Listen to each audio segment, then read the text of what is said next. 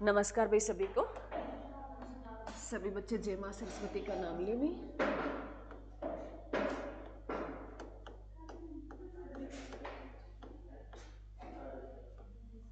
और हम क्या पढ़ रहे हैं मेरे बच्चों? हिस्ट्री पढ़ रहे हैं। और हिस्ट्री में हमारी कौन सी इतिहास चल रहा है? प्राचीन इतिहास चल रहा है। प्राचीन भारतीय इतिहास में प्राचीन भारतीय इतिहास में हम कौन सा पार्ट कर रहे हैं मेरे बच्चों? आदि ऐतिहासिक काल कर रहे हैं। कौन सा काल कर रहे हैं? आदि ऐतिहासिक काल कर रहे हैं। बातें नहीं मेरे बच्चों, ऐसे नहीं, बीच में बोलो मत। पूछना तो मेरे से पूछो, बस चुपचाप लिखते रहो। मैंने कहा आदि ऐतिहासिक काल।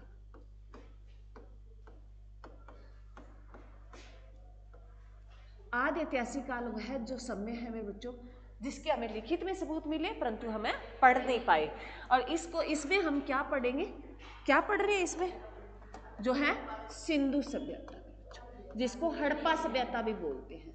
सिंधु सभ्यता मेरे बच्चों याद रखना, तुम्हें चाहे हड़प्पा सभ्यता दे दे चाहे सिंधु सभ्यता दे दे तो सारी चीजें एक ही है। सिंधु सभ्यता को 4 नाम से जाना जाता है। सिंधु सभ्यता, हड़प्पा सभ्यता, नगरीय सभ्यता और कांस्य सभ्यता। और इन्हीं से इसी से क्वेश्चन भी आया हुआ है, इनमें से कौन सी सभ्यता नहीं कहा जाता, कौन कौन सी कहा जाता है। ठीक है, तो पूछ सकता है भी यस भी हाँ इसमें कौन कौन से है, तो ए बी ऐसे तुम्हारे जो है ऑप्शन देगा। क्लियर है मेरे बच्चों? अरे क्लियर है? अब सिंधु सभ्यता में मेरे बच्चों हमने जो है इसको किस किस मैं लिख देती हूँ, वो तो तुम्हें लिखने ही पड़ेंगे। हड़प्पा सभ्यता जिसका हम आज जो है ये कल मेरे बच्चों हड़प्पा सभ्यता, और इसको जो है नगरीय सभ्यता, नगरीय सभ्यता, और जो है कांस्य सभ्यता में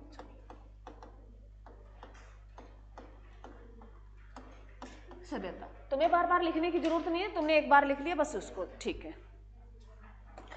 इसके बाद जो हमने कल मेरे बच्चों इसके बारे में जानना भी, ये कैसी सभ्यता थी, कैसी थी? त्रिभुजाकार थी। कैसी थी? त्रिभुजाकार की थी। और इसके उत्तर से दक्षिण लंबाई पूछे 1600 और पूर्व से पश्चिम पूछे 1400। पूरा क्षेत्रफल पूछ ले 20 लाख वर्ग स्क्वायर में ये फैली हुई थी। क्लियर है यहाँ तक? और पूछे भी हमारे भारत में अगर देखें भी उत्तर में इसका कौन सा स्थान पड़ता है? मांडा पड़ता है, जो जम्मू कश्मीर में। कौन सी नदी के किनारे? चिनाब नदी के किनारे। और पूर्व में कौन सा पड़ता है? आलमगीरपुर, जो कहाँ पड़ता है मेरे बच्चों? यूपी में पड़ता है। और कौन सी नदी? हिडन नदी। उसके बाद मान लो दक्षिण पूछिए, महाराष्ट्र में पड़ता है, देमाबाद पड़ता है। कौन सी नदी के? प्रावरा नदी या गोदावरी नदी। ठीक है। और पश्चिम जो इसका स्थान पूछे सुतकागो डोर मेरे बच्चों, जो कहाँ पड़ता है? हाँ, पाकिस्तान में, बलूचिस्तान में। और जो है कौन सी नदी के किनारे? दशक नदी के किनारे। क्लियर है? आज जो है मेरे बच्चों अभी तुम्हें लिखने का काम है। सारे एक बार पहले नोट कर लो, फिर धीरे धीरे इनके बारे में समझेंगे भी किसकी खोज किसने की थी। कल मैंने तुम्हें इसके बारे में बहुत कुछ बता दिया था। चलो लिखो, फर्स्ट लिखो मेरे बच्चों। पहला स्थान जो है हड़प्पा मेरे बच्चों। तुम्हें पहले जो है कैसे लिखना है तुम्हें मैं बता देती हूँ। पहले हम स्थान लिखेंगे, इसके नीचे स्थान लिखेंगे, फिर उसका समय लिखेंगे भी किस समय में खोज हुई, बरस लिखेंगे भी बरस जो है भी समय में कहने का मतलब है बरस मेरे बच्चों। उसके बाद हम नदी लिखेंगे, खोजकर्ता लिख देंगे पहले जो है, जो इंपॉर्टेंट है मेरे बच्चों। उसके बाद नदी या जो है पहले क्या कर लेंगे? खोजकर्ता कर लेंगे, खोजकर्ता। तुमने जैसे लिख लिया कोई बड़ी बात नहीं है, तुम्हें ध्यान रखना खोजकर्ता और नदी मेरे बच्चों ऐसे लिखेंगे। तो ये डाटा है, इसमें कोई समझने वाली बात नहीं है। एक बार तुम इनको नोट कर लो, चुपचाप हम नोट कर लेते हैं, फिर इसके बाद में हर एक चीजें समझेंगे। तो पहला स्थान जो मेरे बच्चों हड़प्पा है मेरे बच्चों। पहला स्थान कौन सा है? हड़प्पा है। हड़प्पा मेरे बच्चों, ये इसकी खोज जो कब की थी, 1921 में की थी, और खोजकर्ता दयाराम साहनी थे मेरे बच्चों, साहनी थे। एग्जाम में बहुत बार आया है। नदी पूछे तो कौन सी नदी है रे, रावी नदी। कौन सी है मेरे बच्चों, रावी नदी है। कौन सी नदी, रावी नदी। दूसरा स्थान पूछे मेरे बच्चों, मोहनजोदड़ो, मोहनजोदड़ो मेरे बच्चों। दूसरा स्थान मोहनजोदड़ो है। इसकी जो खोज है मेरे बच्चों 1922 में की गई। खोजकर्ता पूछे राखलदास बनर्जी थे, राखलदास है मेरे बच्चों, दास बनर्जी, राखलदास बनर्जी थे। और कौन सी नदी रे, सिंधु नदी। कौन सी नदी, सिंधु नदी मेरे बच्चों, सिंधु नदी। ये मैंने ऐसा लिख दिया, सिंधु नदी। ठीक है, अरे क्लियर है। उसके बाद चौहंदड़ो लिखो मेरे बच्चों, तीसरा स्थान चौहंदड़ो, जो 1953 में खोजा गया मेरे बच्चों, 1953 में खोजा गया। और किसने खोजा रे, किसने खोजा रे बताओ रे, गोपाल है मजमूदार है मेरे बच्चों। और कौन सी जो है नदी है, कौन सी नदी है रे, हाँ जी गोपाल है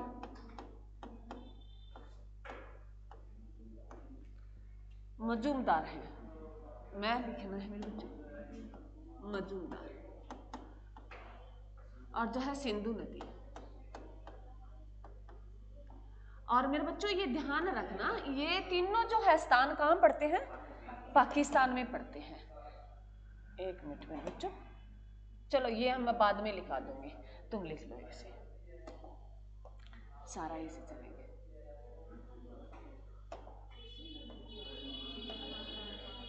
लिख लिया मेरे बच्चों, लिख लो, नोट कर लो, सारी बातें हम करेंगे। और बातें नहीं भी, बीच में बातें नहीं करनी। उसके बाद लिखो मेरे बच्चों रंग, एक ही है, सिंध नहीं है, सिंधु है, अलग है नहीं है। इसको सिंध भी बोलते हैं, सिंधु भी बोलते हैं, एक ही है, अलग आएगी मैं बोल दूंगी उसके बाद लिखो मेरे बच्चों रंगपुरा, चौथा स्थान लिखो रंगपुरा। ये रंगपुरा कहां पड़ता है भाई, कब खोज की गई रंगपुरा की, 1955 में। हाँ, और किसने की, किसने की, रमन रगन्नाथ, रगन्नाथ है क्या, हाँ जी लिखो रगन्नाथ राव मेरे बच्चों। मैं तुम्हें इनमें एक बार लिख लो, मैं तुम्हें इनमें से बताऊंगी भी कौन कौन से आते हैं और कौन कौन से नहीं आते, सारे लिख, सारे लो। कौन सी नदी है मेरे बच्चे, कौन सी नदी है, कोई नदी नहीं है। रंगपुरा कहां पड़ता है, कहां का स्थान है ये, गुजरात का है। और कौन सी नदी, भादर नदी में बच्चों, भादर नदी। उसके बाद बताओ कौन सा स्थान 500, रोपड़, रोपड़ में बच्चों, रोपड़ इसकी खुदाई कब हुई, 1953 में। किसने किराई, एक मिनट मेरे बच्चों, यज्ञदत्त शर्मा ने। और कब करा तो 1853 में दी। किस नदी के किनारे पड़ता है, सतलुज नदी में, सतलुज नदी। क्लियर है, अरे क्लियर है, लिखते जाओ सारे। इसके बारे में बहुत कुछ बातें करनी है, मैं बीच में नहीं बोल रही, सारे एक बार हम डाटा इकट्ठा कर लेते हैं, उसके बाद पढ़ेंगे। अगला कौन सा स्थान है में, आलमगीरपुर, जो ये स्थान तो मैंने कल तुम्हें बता दिया था, आलमगीरपुर मेरे बच्चों। कहां पड़ता है? कब हुई इसकी खुदाई? कब हुई रे? 1958 में। और किसने करवाई? यज्ञदत्त शर्मा ने करवाई भाई।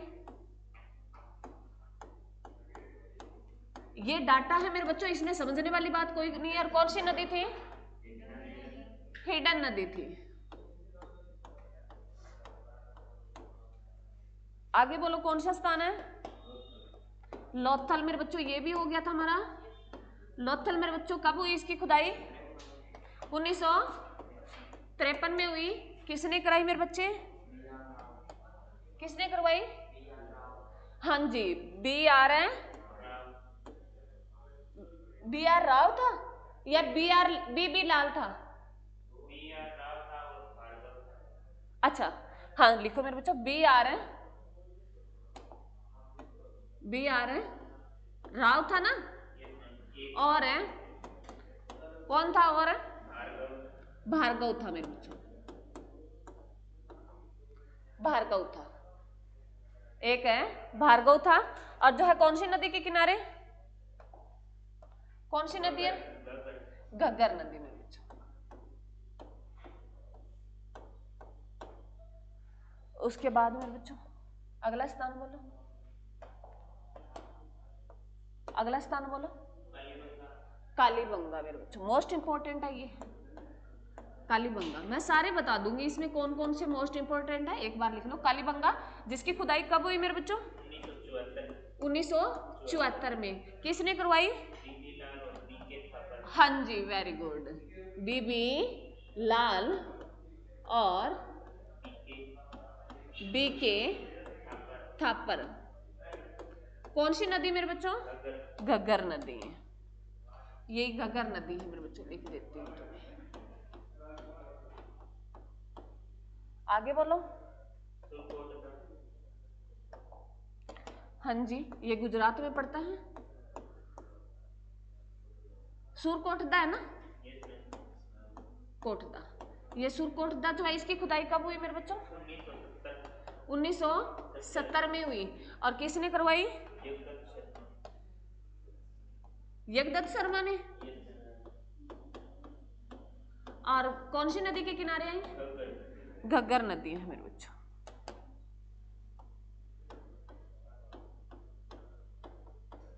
आगे बोलो। बनावाली जो है ये भी हरियाणा में पड़ता है। इसका कल मैंने जिक्र किया था।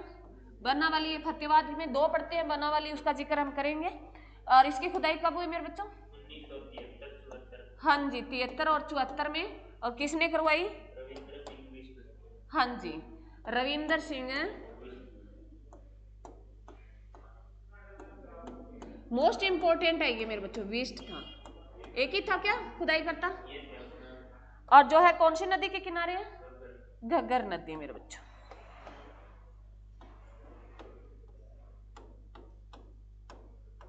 आगे बोलो। धोलावीरा जो गुजरात में पड़ता है मेरे बच्चों। और ये धोलावीरा की खुदाई कब हुई? 1984-85 में हुई मेरे बच्चों। किसने करवाई?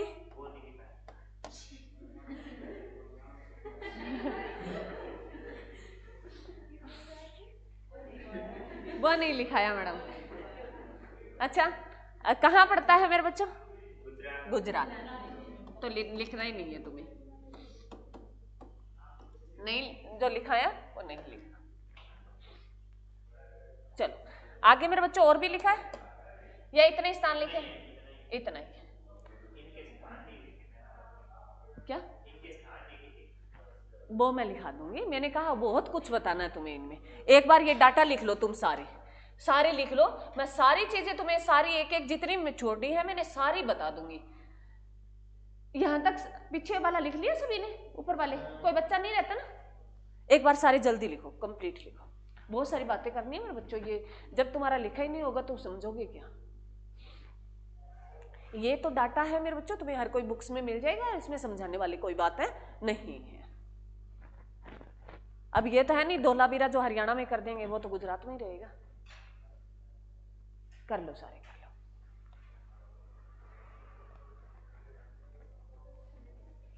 बता तो मैंने तुम्हें सारा कुछ दिया है, परंतु आज तुम्हें नोट करना है। अब तुमने कितनी जगह छोड़ी वो तुम आइडिया लगा लो। जगह नहीं छोड़ी तो दोबारा तुम्हें हड़प्पा से शुरू करना होगा। हड़प्पा लिखो, उसके बारे में लिखो, जो है मोहनजोदड़ो लिखो, इसके बारे में लिखो। ये बात मैं तुम्हें पहले कहना भूल गई थी, भी तुम्हें कुछ नोट है करना है।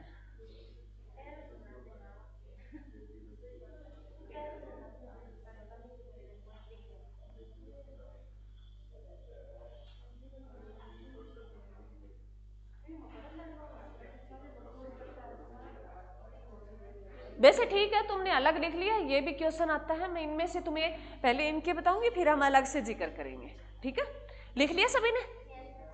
ठीक है, अब पढ़ते हैं। सुन, अब ना तुम्हें बातें नहीं करनी, ध्यान से सुनना है, और पूछना तो मेरे से पूछना भी, दोबारा बता दो मैडम समझ में नहीं आया।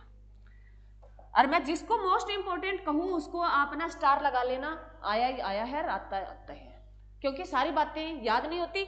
ये तो मैंने कुछ गिने चुने लिखे हैं, बहुत कुछ है। हरियाणा में तुम जब हरियाणा जी को पढ़ोगे तो बहुत कुछ तुम्हें लिखाया जाएगा, और जो गुजरात में अगर गुजरात जी के पढ़ोगे तो उसमें बहुत कुछ लिखाया जाएगा। इनमें तो हमने कुछ एक स्थान लिए जो मेन इंडिया जीके के लिए पूछता है, जो तुम्हारा एचएससी पूछती है वो हरियाणा से उठाएगी। ठीक है, तो सुनो मेरे बच्चों, पहले तो तुम ये लिखो भाई, ये जो 3 स्थान है मेरे बच्चों, बातें नहीं मेरे बच्चों, मेरे को बातें बीच में बोलते हो ना तो मेरे को ये लगता है ये तो बच्चे को कोई डाउट है, ये समझ में नहीं आया। देखो, हड़प्पा, मोहनजोदड़ो, चोहंदड़ो, ये तीनों स्थान कहां पड़ते हैं? पाकिस्तान में, पाक में पड़ते हैं। ये बात नोट कर लो, ये तीनों स्थान कहां पड़ते हैं? पाकिस्तान में पड़ते हैं। कौन सा? हड़प्पा, मोहनजोदड़ो और चोहंदड़ो। क्लियर? हड़प्पा की खोज 1921 में मेरे बच्चों दयाराम साहनी ने की, और रावी नदी के किनारे। पूछता ही है मोस्ट इंपोर्टेंट, अरे मैं तो डर गई, मैं कहती गिरूंगी। हड़प्पा है, ये एग्जाम में बहुत बार पूछा गया, सारी चीजें पूछी गई। हड़प्पा की खोज कब हुई? 1921 में। किसने की? दयाराम साहनी ने। कौन सी नदी के किनारे है? रावी नदी। ये तीनों क्वेश्चन है पूछे गए हैं। उसके बाद जो है मेरे बच्चों, वर्तमान में ये कहां पड़ता है? पाकिस्तान में। वर्तमान में कहां पड़ता है? पाकिस्तान में। उसके बाद लिखो मोहनजोदड़ो, इसकी खोज 1922 में हुई, राखलदास बनर्जी ने की, और कौन सी नदी के किनारे है? सिंधु नदी के किनारे है, जिसको सिंध भी बोलते हैं, इंडस भी बोलते हैं। ठीक है, तो तुम्हें कंफ्यूज नहीं होनी। ठीक है, और जो है ये जो इसके तीनों पूछे गए, इसको भी स्टार लगा लो, ये भी एग्जाम में तीनों चीजें इसकी पूछी गई है, 3 अलग अलग क्वेश्चन है, बन जाएंगे। ठीक है, उसके बाद चोहंदड़ो है मेरे बच्चों।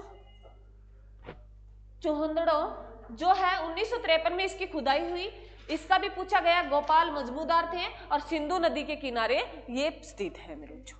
ठीक है, इसके भी तीनों पूछे गए, इसको भी स्टार लगा लो।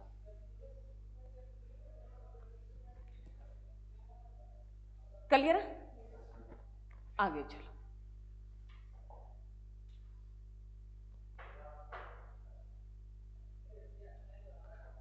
उसके बाद है मेरे बच्चों रंगपुरा, ये कहां पड़ता है?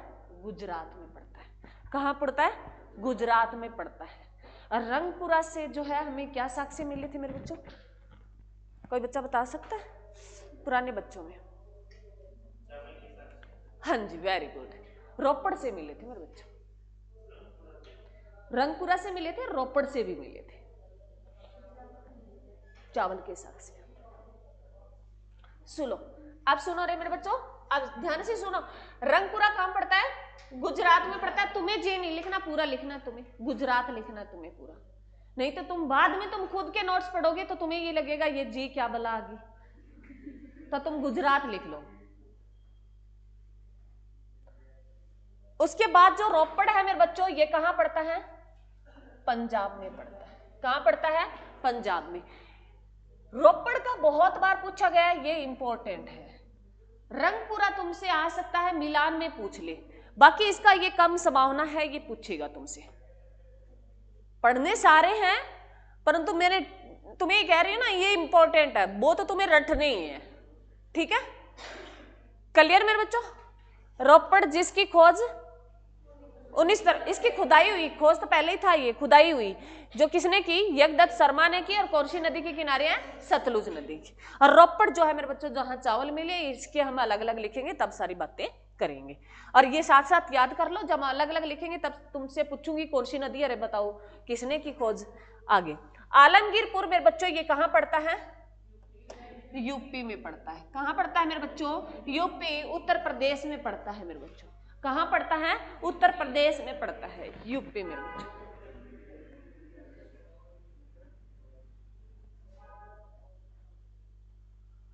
क्लियर है, ये जो है याद रखना है तुम्हें, इंपॉर्टेंट है। इसका जो यज्ञदत्त शर्मा है, और ये नदी याद रखनी है तुम्हें, हिडन नदी। और कौन सा छोर है ये सिंधु सभ्यता का, पूरी छोर है जो है आलमगीरपुर जो यूपी में पड़ता है। और कौन सा छोर है, पूरी छोर पे। क्लियर है, आगे देखो। उसके बाद जो है मेरे बच्चों लोथल है, जो मोस्ट इंपॉर्टेंट है। ये स्थान गुजरात में पड़ता है मेरे बच्चों। ये स्थान जो कहां पड़ता है, गुजरात में पड़ता है वर्तमान में। और लोथल जो इसकी खोज मेरे बच्चों किसने की, बीबी राव और भार्गव ने की थी। भार्गव और राव ने की थी। दो ऐसे तुम याद रख लेना, तुम्हें लास्ट वाले तो याद रखने होंगे, पहले बीबी ना रही तुम्हें याद, बी आर ना रहे, परंतु जो किसने की थी, राव और भार्गव ने की थी। ठीक है, और ये घग्गर नदी के किनारे। क्लियर मेरे बच्चों, ये भी इंपॉर्टेंट है। इसके बारे में बहुत सारी बातें करनी है, वो आगे लिखेंगे, यहाँ नहीं लिखेंगे। कालीबंगा मेरे बच्चों, कालीबंगा जो वर्तमान में ये हनुमानगढ़ जिले राजस्थान में पड़ता है मेरे बच्चों। राज्य पूछे तो कौन सा, राजस्थान जो है हनुमानगढ़ जिले में पड़ता है कालीबंगा। कालीबंगा जो मेरे बच्चों इसकी खुदाई, ये भी मोस्ट इंपोर्टेंट है, तुम्हें याद करना ही करना है। जो 1974 में इसकी खुदाई हुई, और जो है ये बीबी लाल है और बी के थापर ने करवाई थी इसकी खुदाई। और जो है मेरे बच्चों ये कौन सी नदी, घग्गर नदी।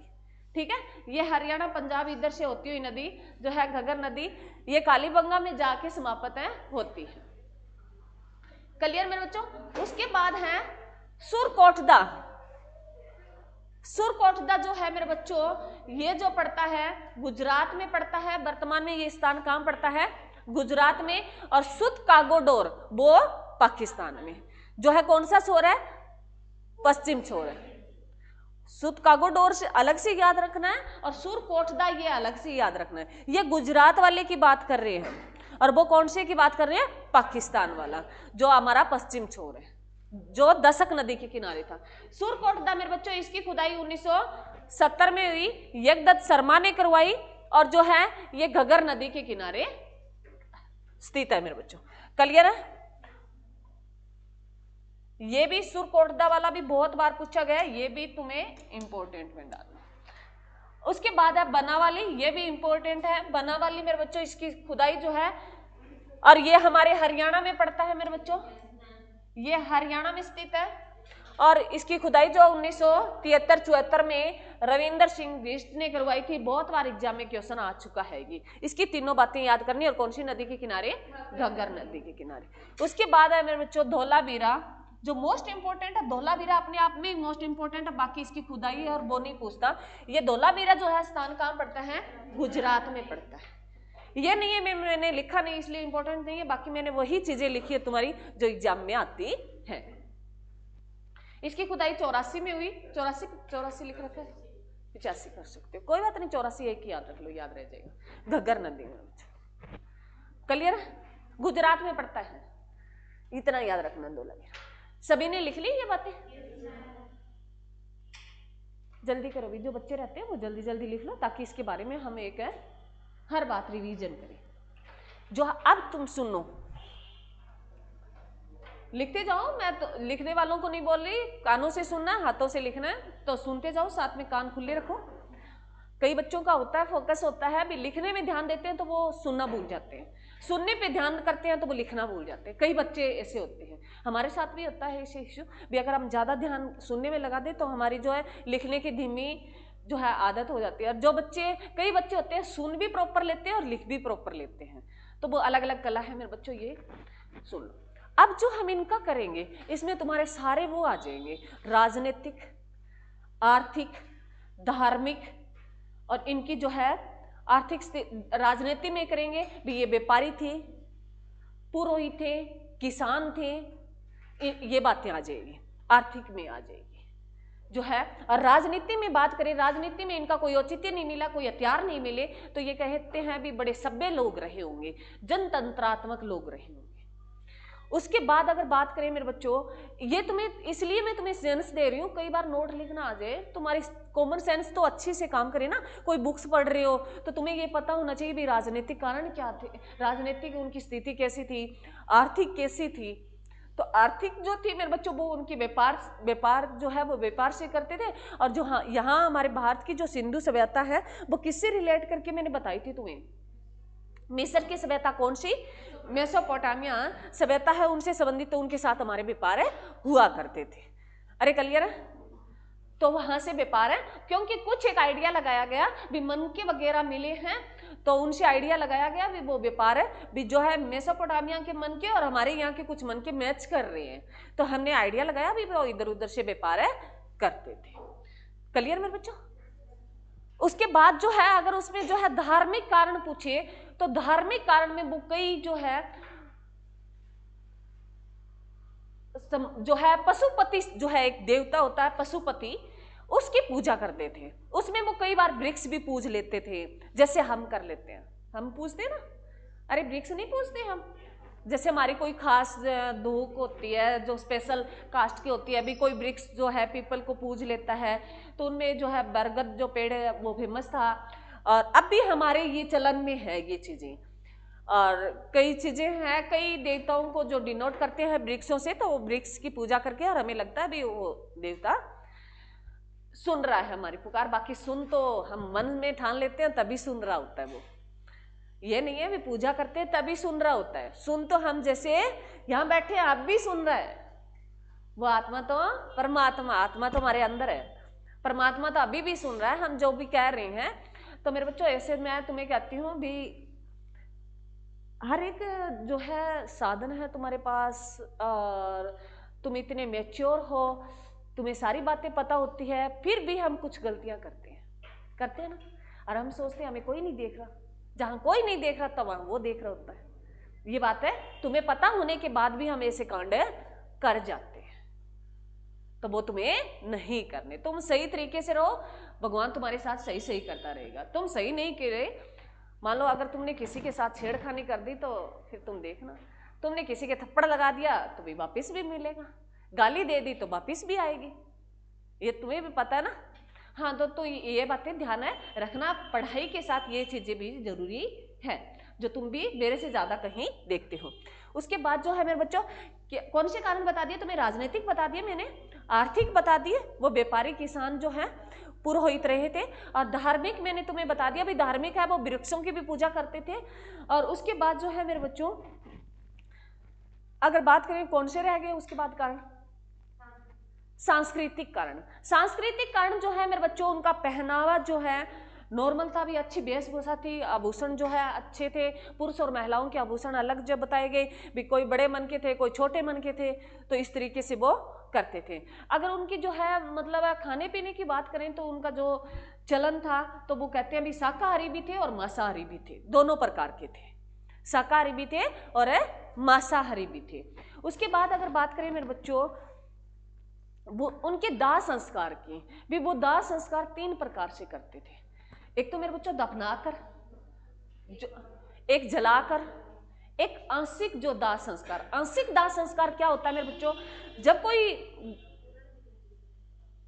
मान लो जिनकी डेथ हो जाती है तो उसको खुले में छोड़ दिया जाता है, तो उसको जीव वगैरह खा लेते हैं, बाद में जो मटेरियल बचता है लास्ट में हड्डी वगैरह उसको कोई जो है घड़े में डाल के और दफनाया जाता है, उसको घड़े में डाल के दफनाया जाता है मेरे बच्चों। क्लियर? अरे समझ में आ रहा है? ये कॉमन सेंस की बातें हैं, तुम्हें याद रखना है ताकि तुम्हें याद रहे। एक दूसरा मेरे बच्चों जो है मैं लिखाऊंगी अभी, ये हो गया सभी का भी उनका समाज था वो कैसा समाज था।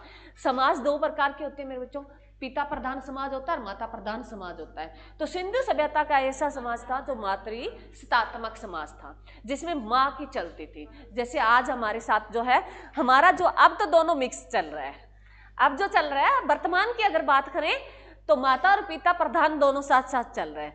पिता कहने को कह देता है परंतु माँ आके चलती है। माँ जब तक प्रूफ ना दे पिता की हिम्मत नहीं होती कुछ कर दे, है ना।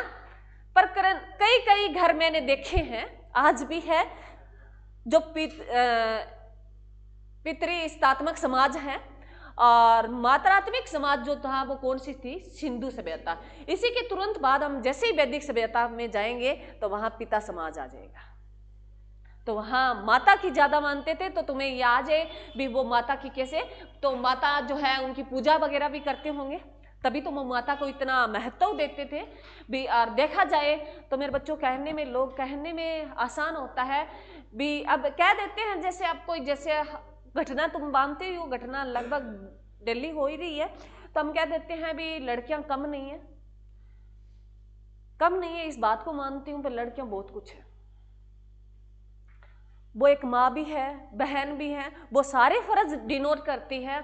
जब उस पर बहुत आघात पहुंचता है उसके बाद भी वो कोई बेड़ा उठाती है और उसको लोग इतनी तरीके से वायरल करते हैं और बाद में कहते हैं भी ये देखो लड़कियां, बस एक लड़की की वजह से सारी लड़कियां।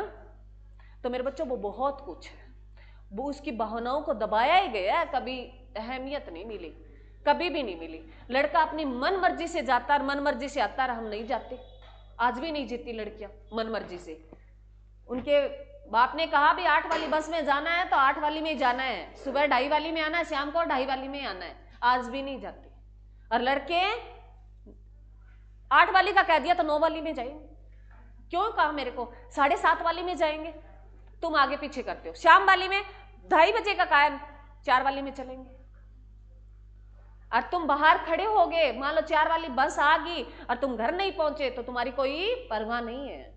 और हमारी बहुत है परवाह है, वह कहाँ रुक गई, 4 वाली बस है निकल गई। और किसी का घर तो पास पड़ता हो तो हॉर्न से भी पता लगा लेते हैं बस आ रही है ना। और दूर पड़ता है तो उनको पता नहीं भी कौन सी बस आई, हम कह दे बस मिस होगी तो भी चलता है ना। और जिनको पता चलता है तो वो तो नोट करता है। तो मेरे बच्चों आज भी हैं, हमें कोई आज़ादी नहीं है, कहने को कह रहे हैं, परंतु आज़ादी इतनी है, अगर मैं तो लड़कियों से यही कहूँगी भी आज़ादी इतनी है, तुम अपने सही जो रूल पे चलो, कैरेक्टरलेस मत होना, बाकी कुछ भी है संभाल लेंगे। मैं तो हमेशा ये कहती हूँ, लड़कों से ये कहती हूँ भी नशा मत करना, बाकी सब कुछ मालिक पेते हैं, कर लेना, बस एक ही है। दोनों बातें हैं और दोनों ही तुम्हारे लिए, क्योंकि भी तुम बहुत घर के चिराग हो। तुम क्या हो, घर के चिराग हो। और जब चिराग है, आज का जो है मेरे बच्चों, ये चिराग बुझते हुए टाइम नहीं लगा रहे, ये जो चिराग है बुझते हुए टाइम है नहीं लगा रहे। तुम्हारे लिए पता नहीं कितने माँ ने व्रत किए होंगे, कितने देवताओं को मनाया होगा, कितनी बधाइयां बांटी होगी, हमारे लिए तो कुछ नहीं बांटा भाई, हम तो ऐसे ही आगे धक्के से। तो वो तुम ध्यान रखना मेरे बच्चों, ठीक है। अब हम इनका एक एक करके करते हैं। पढ़े में, अरे पढ़े, इंटरेस्ट आने लग गया, लिख क्या, राखी गढ़ी का आगे नोट करवा दूंगी, वो हरियाणा जीके में पढ़ोगे तुम, यहाँ नहीं, हम इंडिया जीके कर रहे हैं। चलो मेरे बच्चों हड़प्पा नाम लिख लो, एक लिखो मेरे बच्चों पहले जो है, अरे बातें नहीं भी, पहले लिख लो सिंधु सभ्यता। इससे कॉमन क्वेश्चन अब वो हम इकट्ठा लिख लेंगे, सिंधु सभ्यता वो तो लिख ही रहे हैं मैडम। इससे कॉमन सेंस क्या बनते हैं वो यहाँ लिख लेंगे। कल जो मैंने तुम्हें बता दिया था आज मैं लिखाने का काम करूंगी। सिंधु सभ्यता अगर पूछे मेरे बच्चों, बातें नहीं रे, बातें नहीं, इसको 4 नाम से जानते, कौन कौन सी, हड़प्पा सभ्यता, नगरीय सभ्यता, कांस्य सभ्यता, ठीक है, ये क्लियर है, ये लिखाने की जरूरत नहीं है। उसके बाद ये देखो सिंधु सभ्यता, इसकी घेराबंदी मिली थी मेरे बच्चों, घेरा बंदी मिली थी, लिख लो। सिंधु सभ्यता की क्या मिली है, घेराबंदी मिली है। परंतु ये उपवाद है मेरे बच्चों, ये घेराबंदी सिर्फ किसको छोड़ के, चहुंदड़ों को।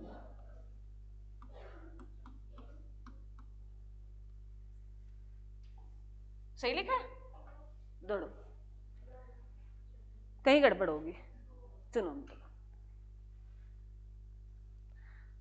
इसकी घेराबंदी नहीं है, इसकी क्या नहीं है मेरे बच्चों, घेराबंदी नहीं है, घेराबंदी नहीं है। तो क्वेश्चन बने भी जो सिंधु सभ्यता में किस स्थान की घेराबंदी नहीं थी, बाकी सभी स्थानों की क्या थी, घेराबंदी थी। तो बाकी सारे स्थान जो है घेराबंदी मेरे बच्चों, मान लो यहाँ कोई जैसे हड़प्पा सभ्यता बसी है पूरा का पूरा, तो इसके चारों ओर दीवार थी, इसके चारों ओर दीवार थी, ये होती है घेराबंदी। क्लियर है? इसमें एक ऐसा स्थान है जो चूंदड़ो मिला है जिसकी कहा गया है भी घेराबंदी नहीं थी। ठीक है, ये तुम्हारा क्वेश्चन है, एग्जाम में पूछ लिया गया है भी ऐसा सिंधु सभ्यता का कौन सा स्थान है जिसकी घेराबंदी नहीं मिली। तो बाकी ऐसे अनुमान लगाया गया है, तो बाकी सभी की क्या होगी, घेराबंदी होगी। ठीक है, क्लियर भी यहां तक? एक यहां से सिक्के नहीं मिले मेरे बच्चों, यहां से कोई सिक्के नहीं मिले, सिक्के नहीं मिले, सिक्के नहीं मिले, सिक्के नहीं मिले तो फिर क्या मिले मैडम, टकसालें मिली मेरे बच्चों, टकसालें मिली। टकसालें अलग होती है, सिक्के अलग होते हैं। मतलब जैसे मतलब सिक्के तो वो होते हैं जैसे अब तुम सिक्के हमारे यूज होते हैं जैसे सोना चांदी, ऐसे सिक्के नहीं मिले। टकसालें होती है मेरे बच्चों जो मतलब लकड़ी वगैरह उनकी बनाई हुई, जैसे तुम कूपन वगैरह लेते हो उस टाइप से टकसालें। तो टकसालें मिली, सिक्के नहीं मिले। सिक्के धातुओं के बने होते हैं, तो धातु का कोई सिक्का नहीं बना होता। टकसालें मिली, भी पत्थर के भी हो सकते हैं, मन के टाइप से हो सकते हैं, तो वो मिली थी। ठीक है, अरे क्लियर है? दूसरा अगर बात करें मेरे बच्चों, सिंधु सभ्यता में जितने भी स्थान जो है, सिंधु सभ्यता से संबंधित जितने भी स्थान खोजे गए,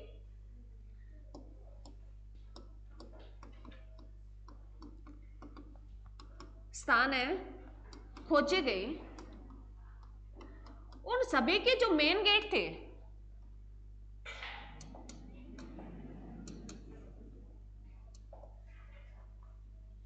जितने भी स्थान सिंधु सभ्यता से संबंधित खोजे गए उनके सभी के मेन गेट जो थे वो मेन सड़क पर ना खुलकर अंदर की तरफ जो सड़क थी उस पे खुलते थे। मेन गेट जो है मेन सड़क पर ना खुलकर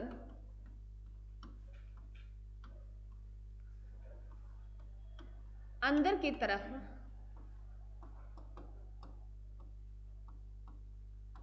जो सड़क थी, सड़क उल्टा लिख रही हो ना, हाँ एक जगह सही लिख दिया, यहाँ उल्टा लिख दिया, सकड़ा लिख दिया, लिखो। चलो, सड़क जो है मेन सड़क पर है, ना खुलकर है, अंदर की तरफ है, जो सड़क है, जो सड़क पर है खुल रही थी, खुल रही थी। मेरी भाषा में लिखा रही हो मेरे बच्चों, ना कि किताबी लैंग्वेज में, तो तुम अपनी भाषा में भी लिख सकते हो जैसे तुम्हें समझ में आए। मैं बता देती हूँ, ये तुम मेरी बात पे गौर करो। जो सिंधु सभ्यता जितनी मिली है उसके जो मेन गेट थे वो मेन सड़क पर ना खुलकर अंदर की तरफ जो सड़कें थी उस पे खुल रही थी। इसमें एक उपवाद है मेरे बच्चों, लोथल एक ऐसा स्थान है, इसमें पूरी बात में एक उपवाद है मेरे बच्चों, उपवाद अपवाद लिख दिया, अरे क्या करें, सिक्का भी पेन भी ज्यादा जल्दी चलता है मेरे से। उपवाद है मेरे बच्चों, लोथल ऐसा स्थान है, लोथल के मेन गेट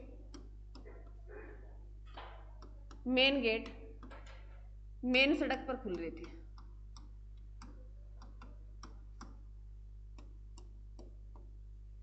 खुले रहे थे, मिले हैं, खुले मिले हैं। मेन गेट जो है मेन सड़क पर मिले हैं लोथल का, बाकी जो है किसी के गेट जो है मेन सड़क पर है नहीं थी। तो ऐसा आइडिया लगाया गया है भी लोथल क्या था, एक बहुत बड़ा गोदीवाड़ा था, बहुत बड़ा क्या था, गोदीवाड़ा था। बताऊंगी, बंदरगाह होती है, बंदरगाह समझते हो, बंदरगाह थी। गोदीवाड़ा को क्या बोलते हैं, बंदरगाह, बंदर लिख दो, बंदरगाह, बंदरगाह। बंदरगाह होती है मेरे बच्चों जहाँ पानी के जहाज आते हैं, समुद्री जो जहाज होते हैं, और जो है सामान जो उस पर लादा जाता है, एक जो समुद्र के अंदर से जाते हैं दूसरे देशों में सामान है, माल सप्लाई करते हैं बंदरगाह। जो अगर देखिए तो हमारे यहाँ गुजरात, महाराष्ट्र, कर्नाटका जो है इधर वाला, केरल, तमिलनाडु और ये उड़ीसा, आंध्र प्रदेश सारे आ जाते हैं। यहाँ बंदरगाहें बहुत सारी देखने को मिलती है। क्लियर? तो पहले इसको क्या बोलते थे? गोदीवाड़ा बोलते थे। ठीक है, तो गोदीवाड़ा जो है मेरे बच्चों ये कहाँ मिला है? लोथल में मिला है। तो इस गोदीवाड़ा से ये आइडिया लगाया गया है भी यहाँ जो है सारा पूरी सभ्यता का सामान इकट्ठा होता होगा और वो सामान जो है दूसरे देशों में भेजने के लिए लादा जाता है। तो जो बग्गी रेडी होती होगी या कोई और साधन होते होंगे, वो साधन जो है अंदर की तरफ कम जाते होंगे तो बाहर की तरफ है उन पे सामान लादा जाता है, इसलिए इनके मेन गेट जो है मेन सड़क पर है रहे होंगे। ये हमारी सोच कर ऐसे अनुमान लगाया गया भी गोदीवाड़ा के कारण उनके मेन गेट क्या थे? बाहर की तरफ खुल रहे थे, जो मेन सड़कों पे खुल रहे थे। ये भी क्वेश्चन एग्जाम में आ चुका है। क्लियर है मेरे बच्चों? अरे क्लियर है? अब बता दो लोथल की खोज किसने की?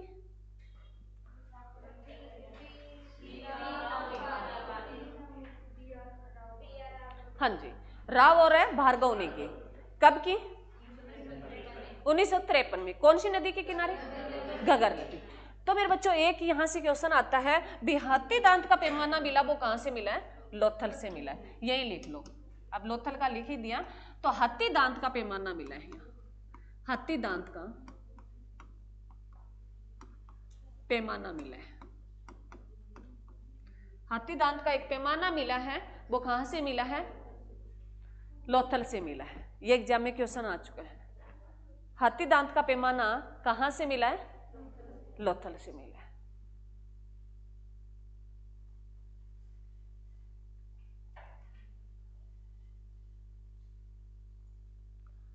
क्लियर मेरे बच्चों? यहां तक किसी बच्चे को कोई दिक्कत है? अगला लिखो। अगर पूछ ले सिंधु सभ्यता का सबसे बड़ा स्थान, सिंधु सभ्यता का सबसे बड़ा स्थान अभी तक खोजे गए उनमें से धोलावीरा। कौन सा है मेरे बच्चों? धोलावीरा। धोलावीरा सिंधु सभ्यता का सबसे बड़ा स्थान जो अभी तक खोजे गए उनमें सबसे बड़ा कौन सा है मेरे बच्चों? धोलावीरा है। परंतु मेरे बच्चों यहां तुम्हें ध्यान से सुनना, ये पहले जो स्थान था वो राखी गढ़ी का था। किसका था? राखी गढ़ी का था। ये पहले क्या था? अब सुन लो, ये तुम्हारे कॉमन सेंस पे काम करेगा। सुन लो, दोनों बातें बता दूंगी मैं। क्या? क्षेत्रफल की दृष्टि से। क्षेत्रफल, ठीक ठीक है। वो हम भारत की बात कर रहे हैं मेरे बच्चे। मैं तुम्हें ये बीच में मैंने जितना ये कहा है, अब भारत की बात कर रहे हैं। वो सिंधु सभ्यता सबसे बड़ा शहर था। ये स्थान था, क्षेत्रफल की दृष्टि से लिख लो ताकि याद रहे तुम्हें। कोई बात नहीं, कोई बात नहीं, आप वाला भी सही है बात। सिंधु सभ्यता का सबसे बड़ा स्थान क्षेत्रफल की दृष्टि से। कोई ये नोट कर लो मेरे बच्चों, कोई बात नहीं, अरे तुम बहस मत करा करो। क्षेत्रफल की दृष्टि से। किसकी दृष्टि से? क्षेत्रफल की दृष्टि से बताऊंगी, वो भी बताऊंगी। वो आगे करेंगे जब हड़प्पा और मोहनजोदड़ो के बारे में बातें पढ़ेंगे, उनका जिक्र तब करेंगे। तो सिंधु सभ्यता का क्षेत्रफल की दृष्टि से सबसे बड़ा स्थान जो अगर भारत में पूछे तो कौन सा है मेरे बच्चों? धोलावीरा है। किसकी बात कर रहे हैं हम? भारत की बात कर रहे हैं। तो सबसे बड़ा स्थान कौन सा है? धोलावीरा है। ये अब सुनो, अब सुन लो, लिख तुम अपनी मर्जी से लेना, किसी अपनी प्लेग बेस में। धोलावीरा से बड़ा मेरे बच्चों पहले क्या था? राखी गढ़ी था। हाल ही में धोलावीरा में एक बहुत बड़ा स्टेडियम मिला है और तो इसके कारण इसका क्षेत्रफल और बढ़ गया है। तो राखी गढ़ी से पहला स्थान किसको दे दिया है? धोलावीरा को दे दिया है। अगर तुम्हारे ऑप्शन दिया है जो है क्षेत्रफल की दृष्टि से सबसे बड़ा स्थान कौन सा है और उस टाइम धोलावीरा ऑप्शन में ही ना हो तो राखी गढ़ी पे चले जाना। ठीक है? अब तुम ये कहो मैडम दोनों ही हो तो धोलावीरा पे चले जाना, क्योंकि वर्तमान में किसको मान रहे हैं? धोलावीरा को। ठीक है? अरे ठीक है, चलो तो पहले लिख लो मेरे बच्चों, पहले लिख लो। पहले किसको मानते थे? राखी गढ़ी को। और अब किसको मानते हैं? धोलावीरा को। धोलावीरा जो कहां पड़ता है मेरे बच्चों? गुजरात में। राखी गढ़ी कहाँ पड़ता है? हरियाणा में। हरियाणा के हिसार जिले में। ठीक है, अब सुनो, अब तुम्हें इसके साथ और क्या नोट करना है भी। अगर पूछे सिंधु सभ्यता से सबसे बड़ा म्यूजियम जो कहां बनने जा रहा है? राखी गढ़ी। लिखो मेरे बच्चों, राखी गढ़ी में क्या बन रहा है? सिंधु सभ्यता से संबंधित सबसे बड़ा म्यूजियम, सबसे बड़ा म्यूजियम, म्यूजियम बनने जा रहा है। सिंधु सभ्यता से संबंधित सबसे बड़ा जो है म्यूजियम कहां बनने जा रहा है? राखी गढ़ी में। संग्रहालय पूछ ले, सिंधु सभ्यता से संबंधित संग्रहालय बोल दे, एक ही बात है सारी। यहां कहते हैं भी सिंधु सभ्यता से संबंधित जितनी भी वस्तुएं मिली हैं वो क्या रखी जाएगी? इस म्यूजियम में रखी जाएगी, ताकि लोग एक जगह देख के पता लगा ले भी ऐसे ऐसे लोग रहे होंगे। लोग तो क्या है मेरे बच्चों, पत्थरों से क्या पता चलता है, परंतु वही बात है, इतिहासकार तो जाते हैं, जिसको हिस्ट्री लिखनी होती है वो तो जाते ही हैं वहाँ, एक एक चीज की प्रॉपर तरीके से जांच करते हैं। हमारे तो बस देखना ही है, हम तो फोटो खींच दे भाई साथ में, फोटो खींच दी, कोई मतलब नहीं है क्या रखा है, ये हम स्टेटस लगा दें हम गए थे, प्रूफ है हमारे पास। तो हमें जाओ तुम, मेरे को नहीं लगता फोटो अच्छी बात है, परंतु बाद में वो उस फोटो का कोई औचित्य नहीं होता। एक दो फोटो ले लो बाकी, परंतु मैंने बहुत जगह देखा है, मैं इधर शिमला भी गई हूँ, जोधपुर और जो है काफ़ी जगह गई हूँ, तो मैंने देखा बहुत, मेरे टाइम में तो फ़ोन भी नहीं थे, तो हमने तो एंजॉय किया था। परंतु उस टाइम जो है लोग अब जो है फोटोओं पर बहुत ध्यान देते हैं। जैसे अगरुआ मोड़ जाते हैं तो देखते हैं पूरा, कोई मतलब नहीं है उनको कहाँ खड़े हैं कहाँ बैठे हैं, वो कोई नहीं देख रहा, बस फोटो।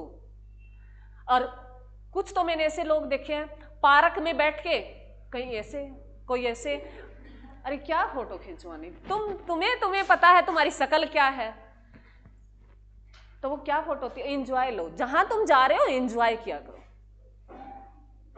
तो आगे से ध्यान रखना, फोटो नहीं लेनी, कम लेनी, एक दो तो ले लिया ना, ताकि ये थोड़ी सी यादगार रह जाती है, बाकी कोई वो नहीं है। हो गया मेरे बच्चों? तो राखी गढ़ी कहाँ पड़ता है? हिसार में पड़ता है, हरियाणा में। और जो है सबसे बड़ा क्या बन रहा है यहाँ? म्यूजियम बनने जा रहा है। ठीक है, संग्रहालय, एक ही बात है मेरे बच्चों। ठीक है, धौलावीरा सबसे बड़ा, क्षेत्रफल की दृष्टि से स्थान सबसे बड़ा कौन सा है? धौलावीरा है। और जो है पहले कौन सा था? राखी गढ़ी था। धौलावीरा से एक क्वेश्चन यही लिख लो मेरे बच्चों, अब बात धौलावीरा की करी थी तो यही लिख लो। धौलावीरा मेरे बच्चों, इससे धौलावीरा से अब हाल ही में एक स्थान खोजा गया जूनागढ़ मेरे बच्चों। धौलावीरा से कुछ एक दूरी पर है जूनागढ़ मेरे बच्चों। जूनागढ़ एक स्थान खोजा गया है जो धौलावीरा से कुछ एक दूरी पे ये स्थान खोजा गया है, जो कहाँ पड़ता है? ये भी गुजरात में पड़ता है। तो पूछ सकता है भी हाल ही में एक जूनागढ़ स्थान खोजा गया, वो कहाँ स्थित है? तो वो गुजरात में स्थित है। और कहाँ स्थित है? धौलावीरा से कुछ एक दूरी पे स्थित है। ये वर्तमान की बात है मेरे बच्चों, करंट का क्वेश्चन है ये 24 का।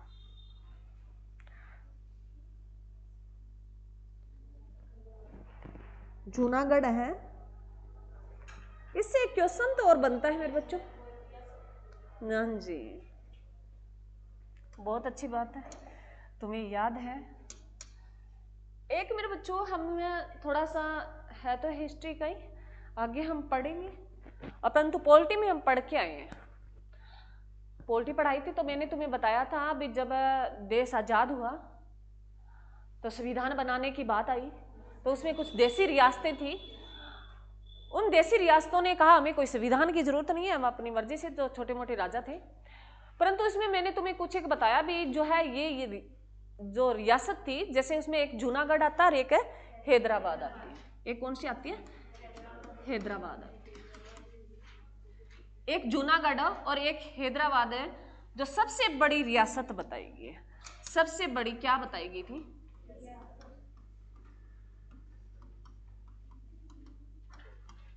रियासत बताई जाती है। देसी रियासतों में सबसे बड़ी रियासतें थी। जब देश आजाद हो गया था उसमें जो उभर कर आई सबसे बड़ी दो देसी रियासतें, मतलब राजाओं का राज था। किनका था? राजाओं का राज था। तो उसमें जो है हमने जो हैदराबाद जो है ये अभी भी किया था, हाल ही में हमने सरदार वल्लभ भाई पटेल की जो जयंती गई थी, कौन सी तारीख को गई रे, जिसको हम कौन सा एकता दिवस मनाते हैं, 31 अक्टूबर को गई है ना। उस दिन हमने ये जिक्र किया था। तो जो सरदार वल्लभ भाई पटेल पहले जो क्या थे, गृह मंत्री थे, उन्होंने कहा यहाँ जो है राजाओं से मिले, उन्होंने कहा भी आप भारत में विलय कर लो और हम सारा संविधान बना लेंगे, सारा स्थान सही हो जाएगा। परंतु यहाँ के राजा नहीं माने, तो उन्होंने बताया भी तुम अगर तुम सही तरीके से मानते हो नहीं मान जाओ, नहीं तो हमें दूसरा भी तरीका आता है।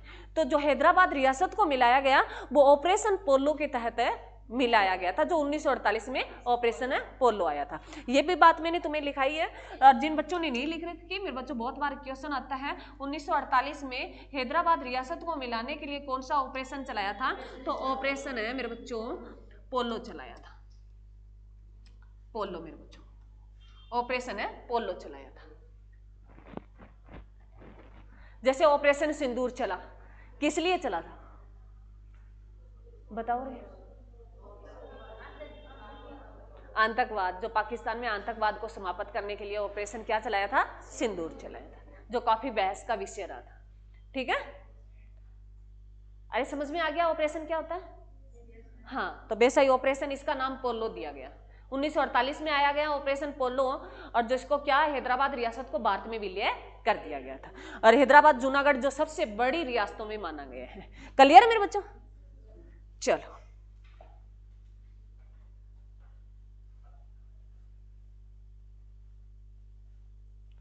इसमें तुमसे पूछे मेरे बच्चों भी जो है सिंधु सभ्यता का समाज जो था, समाज जो था वो कैसा समाज था? सभ्य तो था ही था, परंतु कैसा समाज, उसमें किनकी चलती थी? मातृसत्तात्मक समाज था। कैसा था? सत्तात्मक समाज था, मातृसत्तात्मक समाज था। माता प्रधान होती थी, जैसे अब पिता प्रधान होता है ना, पिता का वैसे तो अब तो मिक्स ही है, परंतु बीच बीच में पिता की बहुत चलती थी। जैसे हमारी दादी और बताती है, अभी बड़े कह देते थे बुजुर्ग व्यक्ति तो वो मान्य होता था उन्होंने। और जैसे तुमने सुना होगा भी रिश्ता तय कर आते थे, चाहे आगे कुछ भी ना हो, 4 लोग इकट्ठे बैठे, बोले इनकी अच्छी बनती है, दे दो छोरी, है ना। और अब 4 नहीं, 1 भी ना हो, अब लड़कियां कहती है सास ससुर भी ना हो आगे, है ना, अकेला ही हो। और तुम्हारा कोई जिक्र ही नहीं है, तुम्हें तो मिल जाए, है ना, कोई छोरी दे जाए, चलती इनकी है। तभी तो तुम्हें कहती हूँ पढ़ लो, तब तो कुछ बन सकता है तुम्हारा। इनका तो बनना ही बनना है, ये पढ़े ना पढ़े। वैसे इनके पास तो टाइम लिमिट का होता है, साल या 2 साल। ठीक है, चलो, तो कैसा समाज था मेरे बच्चों? मातृसत्तात्मक समाज था। क्लियर है? ये किस देवता की पूजा करते थे? अगर धार्मिक में पूछे मेरे बच्चों, किस देवता की ज्यादा पूजा करते थे, तो किसकी करते थे? पशुपति में, पशुपति में। इनका जो है धार्मिक में पूछे तो कैसे थे ये? मान लो किसी देवता की पूजा पूछे भी, सबसे ज्यादा पूजा करते थे वो किसकी करते थे? पशुपति, जो सारांश के आ जाता है, जिसमें ये वृक्ष है जो है मेरे बच्चों, वृक्षों को भी पूजते थे। माता जो है उनकी हुआ करती होगी भी, अनुमान लगाएंगे हम, वास्तव में कोई एक पशुपति से याद रखना। इनका फेमस जो देवता था वो कौन सा था? पशुपति था। क्लियर है? अगर पूछे मेरे बच्चों भी, अगर उनका आर्थिक जो है, आर्थिक व्यवस्था जो है सिंधु सभ्यता की कैसी थी? आर्थिक स्थिति कैसी थी मेरे बच्चों?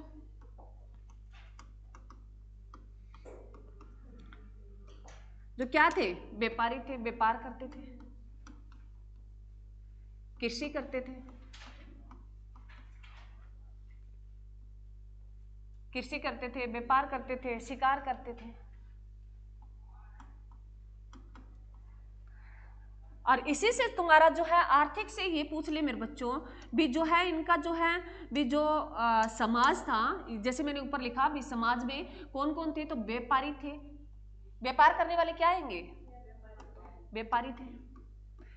कृषि करने वाले क्या आएंगे? किसान थे। और इसके साथ एक आता है मेरे बच्चों, ये कैसा समाज था? पुरोहित समाज था। पुरोहित समाज था। ये तुम्हें याद रखना, ये हो सकता है पूछ ले, ना पूछे तो तुम्हें थोड़ी सी कॉमन सेंस होनी चाहिए, इनकी थोड़ी कॉमन सेंस होनी चाहिए। ये इंपॉर्टेंट नहीं है, इंपॉर्टेंट जो थे मैंने तुम्हें साथ साथ बताया है भी, ये जो है इंपॉर्टेंट है। तो ये कैसे थे? पुरोहित थे, व्यापारी थे और जो है किसान थे मेरे बच्चों। क्लियर? अरे क्लियर? चलो, जो इस समाज की भाषा थी वो कैसे थी मेरे बच्चों? भाषा या लिपि कैसी थी? भाव चित्रात्मक। भाव चित्रात्मक कैसी थी? भाव चित्रात्मक। जो कैसे लिखी जाती थी? दाएं से बाएं लिखी जाती थी।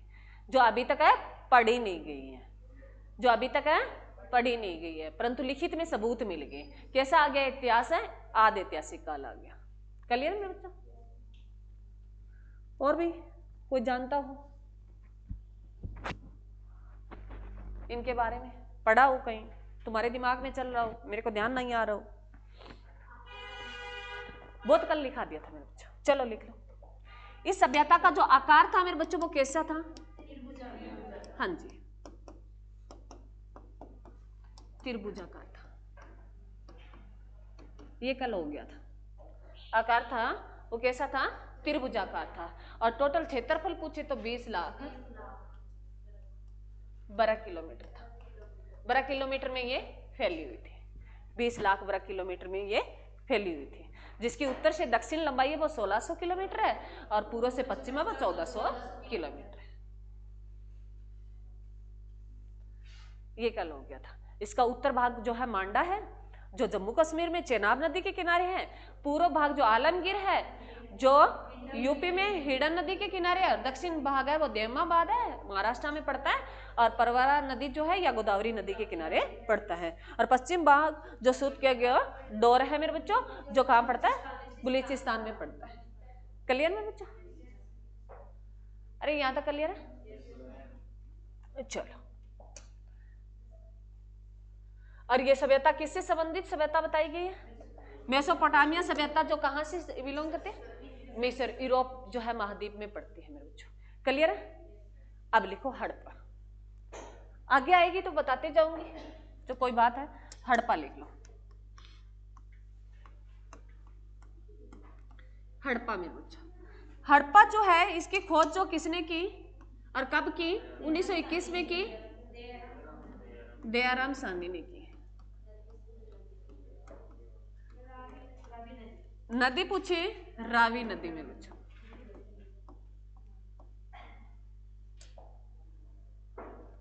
क्लियर है मेरे बच्चों? अब लिखो इसकी कुछ खास बातें जो है।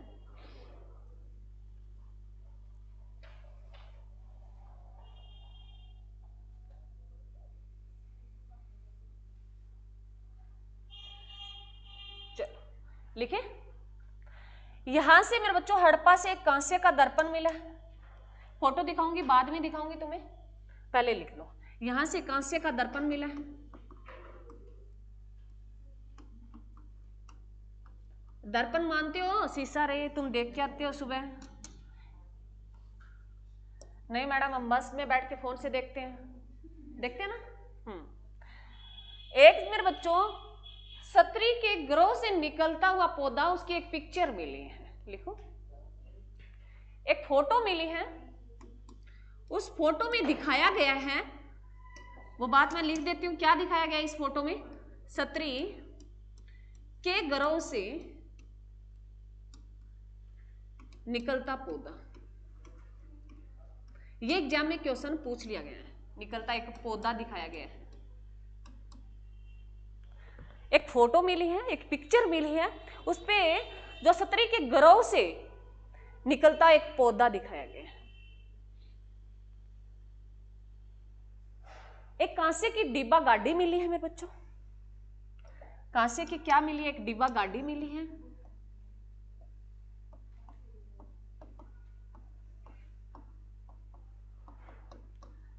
गाड़ी मिली है,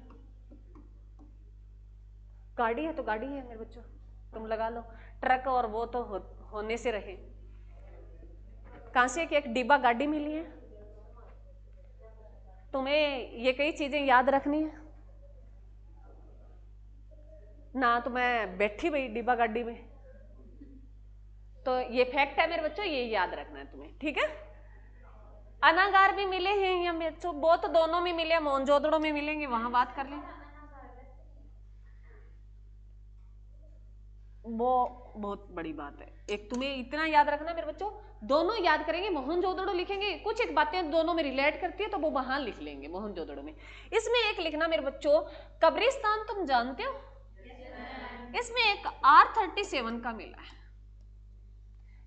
R37 जो है ये कब्रिस्तान है मेरे बच्चों, और यहां से मिला है भी, कुछ कट्ठे से बहुत सारे जो क्या मिले, हड्डियां मिल गई और इसको कह दिया R37 में। तुम्हें याद रखना है R37 का मिला है, हड़प्पा में मिला है, ठीक है। अब तुम ये को मैडम तुम देखा, इतना हम भाई जाके तो आए नहीं, किसी की बुक से पढ़ लिया, वो तुम्हें पढ़ा दिया, परंतु तुम्हें कॉमन सेंस दे दी भी, हड्डी बहुत सारी हड्डियां इकट्ठी मिली है, तो उन्होंने आइडिया लगाया भी बहुत सारे ये कब्रिस्तान रहा होगा उससे समथिंग। तभी तो कहते हैं तुम सोच विकसित करने सीख जाओ। इतिहासकार कौन थे, हमारे जैसे लोग थे। वो कोई तरीके से तुम काम करने लग जाओ, अपने आप जो है विचार पनपने लग जाएंगे। उन्होंने लिख दिया, उनकी वायरल होगी, चल पड़ी, वही है ना। अरे कोई चीज बनाते हो, रोटी तुम अब गोल बनाते हो, चौरस बनानी शुरू कर दो, एक टाइम आएगा चौरस शुरू हो जाएगी, हो जाएगी बस। तो ये लोग हैं मेरे बच्चों, बेड़ा चाल है, होती रहेगी, जैसे पढ़ते हैं पढ़ते रहो, ठीक है। अरे कर लिया ना, आगे लिखो मोहनजोदड़ो मेरे बच्चों,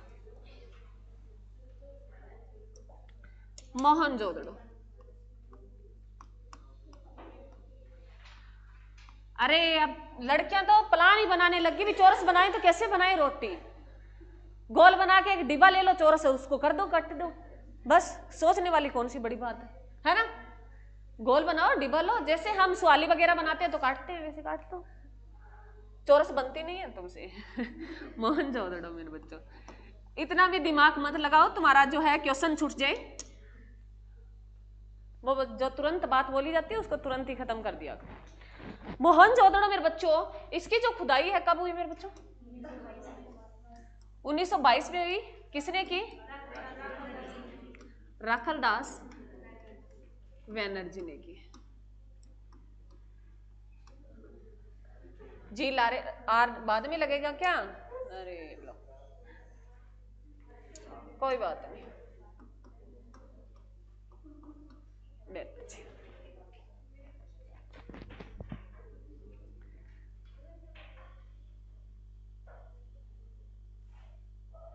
लिख दिया मेरे बच्चों। हाँ क्या, बोलो बोलो बोलो, अरे बोल जाओ तुम, जोर से बोलो, इतना टाइम नहीं है मेरे बच्चे, मैं यहाँ आगे खड़ी हूँ, वीडियो भी चल रही है, तुम्हें पता है ना।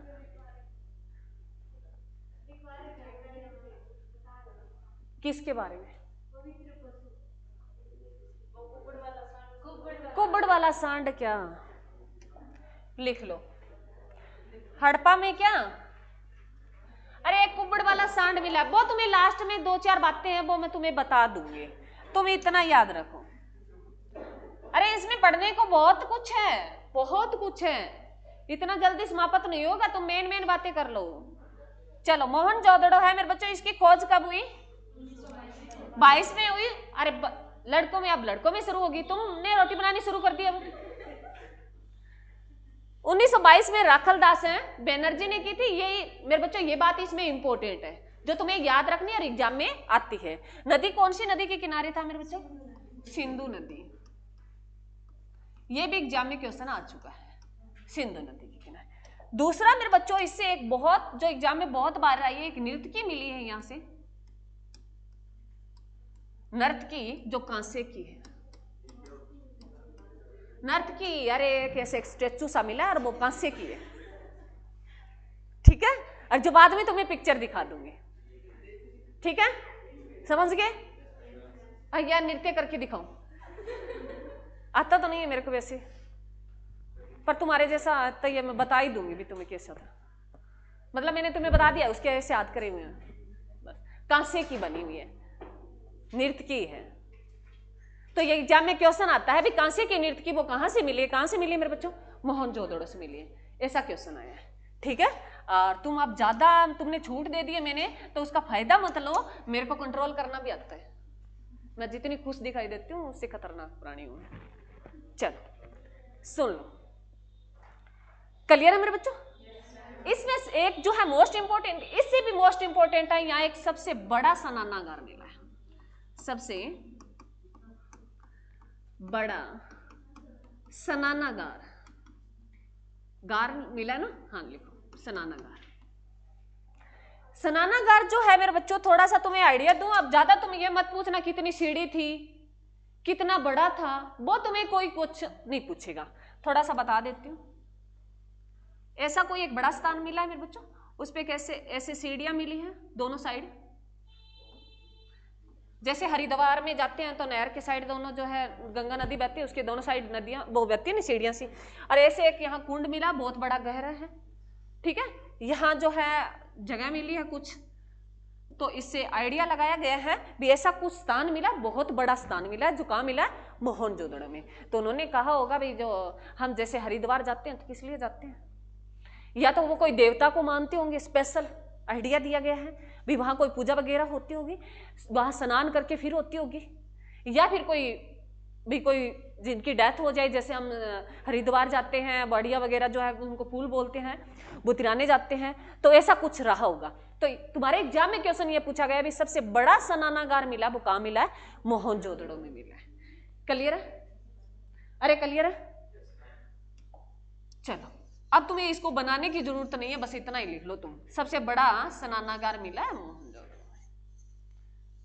अब मेरे बच्चों यहां से क्वेश्चन एक आता है कि सबसे बड़ा अन्नागार भी मिला है, वो मोहनजोदड़ो और दोनों हड़प्पा में मिला है।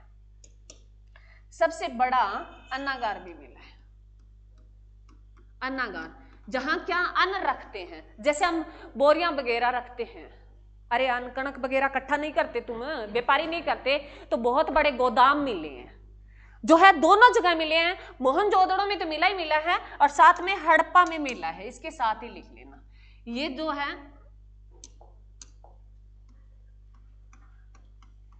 हड़प्पा में भी मिले हैं अन्नागार जो है, तो ऑप्शन पे डिपेंड करता है, अभी मोहनजोदड़ो दिया या हड़प्पा दिया, क्वेश्चन आ गया भी सबसे बड़ा अन्नागार कहाँ मिला है, ऑप्शन में मोहनजोदड़ो दे रखा तो मोहनजोदड़ो कर देना, हड़प्पा दे रखा हड़प्पा कर देना, और दोनों दे रखे तो दोनों कर देना, और दोनों में ऐसे एक चुनना मिल जाए तो मोहनजोदड़ो कर देना। ठीक है, क्लियर है भाई? यहां तक किसी बच्चे को कोई दिक्कत भाई? क्लियर है बच्चों? चलो इसमें यही था, इसमें यही दो खास है, 2 या 3 बातें थी। उसके बाद जो है मेरे बच्चों, मैंने तुम्हें एक पीछे क्वेश्चन छोड़ दिया था, परंतु मैं अब करा देती हूँ, मोस्ट इंपोर्टेंट है वो क्वेश्चन। धोलावीरा कहाँ गया रे? धोलावीरा आ जा, आ गया, ये आ गया, हाँ ये आ गया, यहाँ नोट करें मेरे बच्चों, धोलावीरा की जगह, इस धोलावीरा को विश्व धरोहर में शामिल किया गया। कौन सी विश्व धरोहर मेरे बच्चों? 40वें नंबर की, सुन लो, विश्व धरोहर में शामिल किया गया, विश्व धरोहर में शामिल किया गया 40वें नंबर की। तो क्वेश्चन एग्जाम में मोस्ट इंपोर्टेंट है भी, धोलावीरा को कौन सी विश्व धरोहर, कौन से नंबर की विश्व धरोहर में शामिल किया गया? 40वें नंबर की विश्व धरोहर में धोलावीरा को शामिल किया गया है। तो अब धोलावीरा विश्व से बता दो कितनी धरोहर शामिल है मेरे बच्चों इसमें अभी तक? भारत की 44, भारत की कितनी धरोहर शामिल है? 44 है। पहली चिल्का झील, और 40वें नंबर का धोलावीरा, 41वें नंबर का शांति निकेतन, 42वें नंबर का होयसेल, 43वें नंबर का मोइदम, और 44वें नंबर का मराठा किले। क्लियर? चलो बस ये रह गया था बीच में। ये जो मैं बीच में तुम्हें बताती हूँ ना मेरे बच्चों, करंट के, ये बहुत अच्छे क्वेश्चन है, ये तो रटी रटाई चीज है, तुम्हें हर कोई जगह मिल जाएगी, तुम्हें ये इसमें कोई वो नहीं है फैक्ट वाली बातें। चलो क्लियर मेरे बच्चों? चलो आगे लिखो।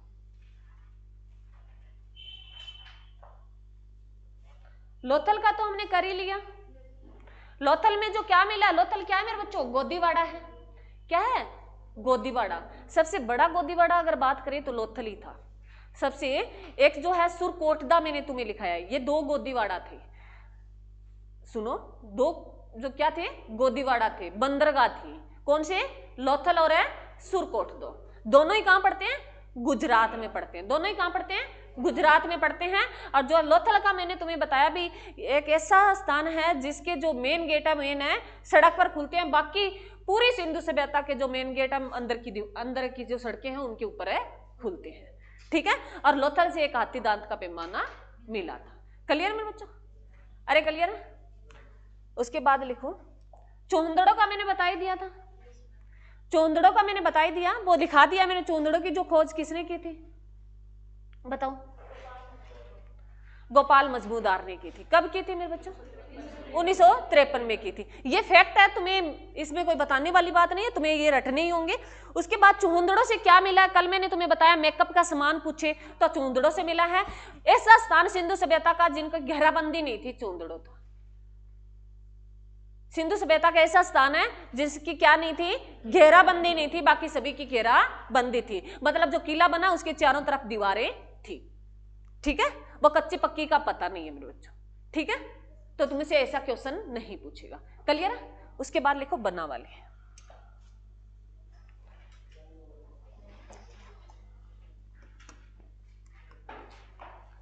बनावाली, ये बनावाली जो है मेरे बच्चों, इसकी खोज कब की, 73 है 74 में। किसने की, रविंद्र सिंह बिष्ट ने की थी।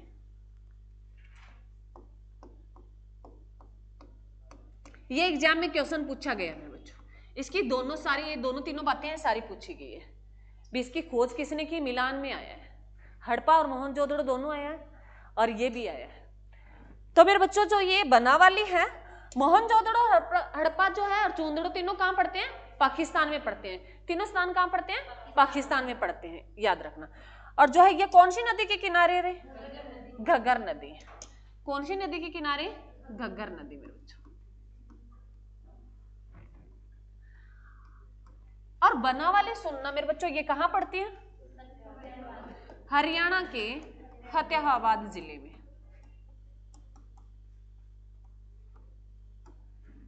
ये तुम इंडिया जी के कर रहे हो, अब तुम सोचते हो ये तो कॉमन सेंस का क्वेश्चन मैडम, इसमें कौन सी है। जो कोई और देखता हो बाहर का जो है, उसमें तो उनके लिए तो अलग है ना। अब पंजाब वालों के लिए, राजस्थान वालों, इधर तमिलनाडु वाले देखें तो उनके लिए तो अलग ही है ना। हमारे लिए तो फतेहाबाद कुछ भी नहीं है, क्योंकि हम रहते हैं। तो मेरे बच्चों यह हरियाणा के फतेहाबाद जिले में पड़ते हैं, परंतु बनावाली यहाँ 2 है। बनावाली फतेहाबाद जिले में 2 है, याद रखना मेरे बच्चों। एक इधर ये सिरसा साइड पड़ती है बनावाली, वहां है ये।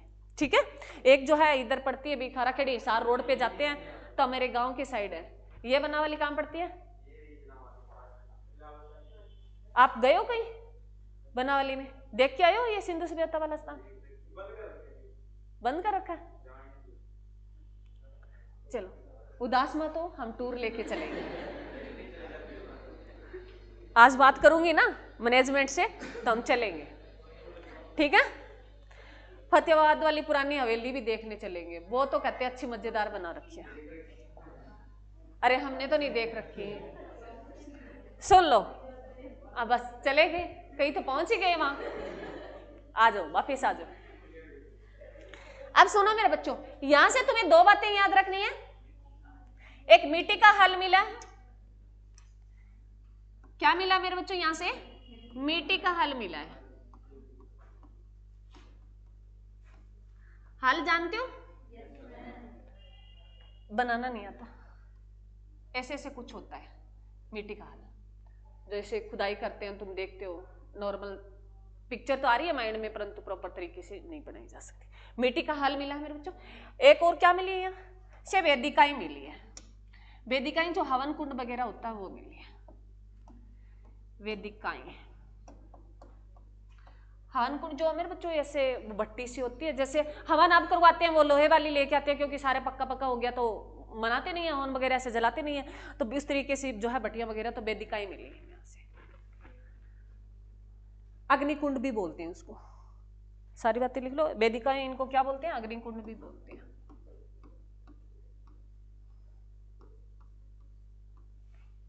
वो यहां से मिले हैं। एक मेरे बच्चों यहाँ कहते हैं वासवेसन के कुछ मिले। वासवेसन जो होते हैं, वासवेसन समझते हो, वो यहाँ मिला है। तो ये कहते हैं भी उस टाइम के लोग बड़े एडवांस लोग थे। अरे वासवेसन है, हाथ धोते हैं तुम्हें, जो लगा होता है एक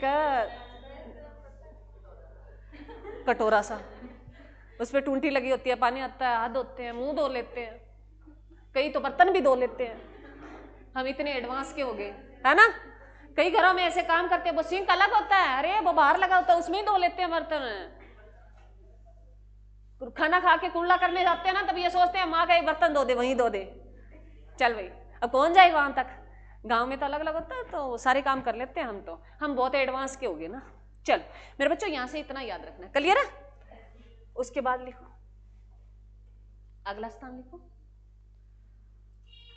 कालीबंगा, जो मोस्ट इंपोर्टेंट है, बहुत बार एग्जाम में यहां से क्वेश्चन आता है। कालीबंगा, कालीबंगा।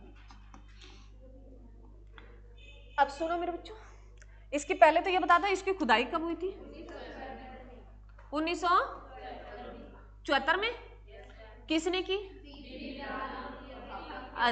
ये मैं पूरा लिख रही हूँ, ये एग्जाम में बहुत बार पूछा गया है। बीबी लाल और बीके थापर। कौन सी नदी मेरे बच्चों?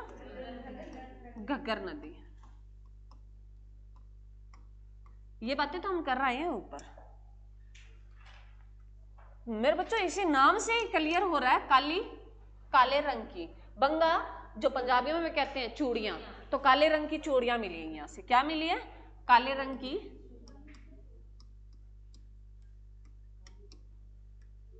चूड़ियां मिली है, काले रंग की चूड़ियां मिली है। एक यहां से जोते हुए खेत के जो साक्ष्य मिले हैं, ये भी एग्जाम में बहुत बार आए हैं। भी जोते हुए खेत के साक्ष्य कहां से मिले हैं? कालीबंगा से। खेत के साक्ष्य मिले हैं, जोते हुए खेत के साक्ष्य मिले हैं। और ये कहां पड़ता है मेरे बच्चों स्थान? ये राजस्थान का एकमात्र स्थान है जो राजस्थान में है मेरे बच्चों, हनुमानगढ़ जिले में। गढ़ जिले में, राजस्थान के हनुमानगढ़ जिले में। क्लियर मेरे बच्चों? ये दोनों चीज मैंने वही बात मैंने नोट की, इसमें बहुत सारी चीजें लिखने को मैंने वही नोट कराई है जो तुम्हें एग्जाम में कहीं ना कहीं पूछी हुई है। ठीक है, सारा हम नहीं पढ़ सकते, बहुत बड़ा होती है इसकी हिस्ट्री।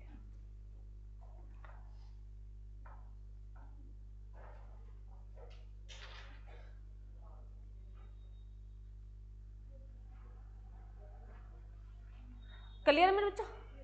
अगर तुमसे पूछे मेरे बच्चों, ये तुम्हें मेन जो चीजें उनकी याद करनी है। बाकी जैसे अगर तुम कहो भी बनावाली, जैसे हरियाणा में तो बहुत सारा है मेरे बच्चों, बिडाना है, कुणाल है, ये तुम हरियाणा जीके में पढ़ोगे, वहां तुम हड़प्पा सभ्यता दोबारा पढ़ोगे, वैसी बातें तो तुम्हारी रिपीट होती जाएगी। ये इंडिया जीके के लिए तुम्हारे लिए इतनी ऑथेंटिक है। और 2-4 बातें हैं, कोई भी बुक्स उठाओगे तो तुम्हें ऐसा नहीं लगेगा भी ये बातें हमने नहीं की है। एक मेरे बच्चों जो रोपड़ से चावल के साक्ष्य मिले हैं, ये बात लिख लो। जो अगर चावल के साक्ष्य मिले हैं वो कहां से मिले हैं? रोपड़ से मिले हैं। रोपड़ जो कहां पड़ता है मेरे बच्चों?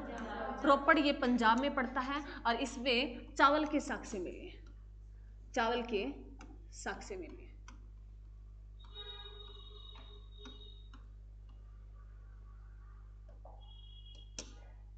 और कृषि में पूछे, खेती में पूछे, पहला जो है गेहूं, तो इसमें 2 है मेरे बच्चों। कृषि में पूछे तो वो ज्यादा कृषि किसकी करते थे? गेहूं और जौ की। गेहूं और जौ, ये जौ तो हम पढ़ाए हैं पहले भी, गेहूं और जौ मेरे बच्चों इसके ज्यादा मिले हैं साक्ष्य। पशु पूछे वो ये पूछ लेता है विकिन की उसको जानकारी नहीं थी, धातुओं में पूछे। अब जो है कॉमन सेंस के क्वेश्चन है, 1 लीनियर क्वेश्चन है, तुम्हें लिखने हैं। ठीक है, लिख लिया यहां तक। अब तुमसे पूछे वो गेहूं, जौ और मटर के बारे में भी जानते थे, मटर के बारे में जानते थे, परंतु किसके बारे में नहीं जानते थे वो कृषि में? गन्ने की जानकारी नहीं थी या? अरे गन्ने की जानकारी थी उनको? गन्ने की जानकारी नहीं थी, गन्ने की जानकारी नहीं थी। अब चीनी कहां से लाते होंगे मैडम, ये मत पूछना तुम। वो चाय पीते ही नहीं थे। हाँ जी, आइडिया लगा सकते ना, हमारी कॉमन सेंस पे काम करता है। गन्ने की, अरे तुम ज्यादा ना सोचो, तुम तो इतिहासकार बन गए। वापिस आओ, मनुष्य ही रहो। अगर पूछे मेरे बच्चों उनको कौन से जो है लोहे की जानकारी थी, नहीं थी, तो उनको जो है किसकी जानकारी थी? धातु में पूछे, कांसे की। किसकी जानकारी थी मेरे बच्चों? धातु में कांसे की थी। कांसा किससे बनता रे? तांबा कहां से आया? तांबा जो है कौन से लोग जानते थे? प्रयाग ऐतिहासिक काल के लोग जानते थे, पूर्व पाषाण काल के। तांबा में क्या मिला दें? टीन मेरे बच्चों, तो क्या बन जाएगा? कांसे। तो कांसे के जानकार थे वो। तांबा तो पहले ही था, तांबा से गला के बनाता होगा क्या सा, तो याद रखना। तो किस धातु में कौन से लोहे की जानकारी नहीं थी। तो एग्जाम में क्वेश्चन ऐसे आता है मेरे बच्चों, लोहे की जानकारी नहीं थी। भी सिंधु सभ्यता के लोग जो है लोहे के जानकार थे या नहीं थे? तो नहीं थे मेरे बच्चों, उसको लोहे की जानकारी, या पूछ लेगा इनमें से कौन सी धातुओं की जो जानकारी उनको नहीं थी, तो लोहे की नहीं थी। कांसे और तांबे उनकी तो थी। क्लियर मेरे बच्चों?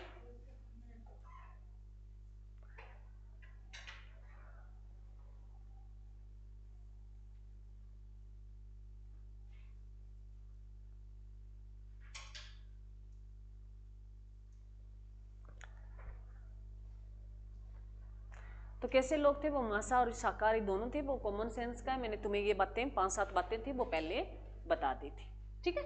और लिखने में तुम्हें यह लोहे की जानकारी नहीं थी, कांसे की थी। और कैसा समाज था? मातृत्वात्मक समाज था।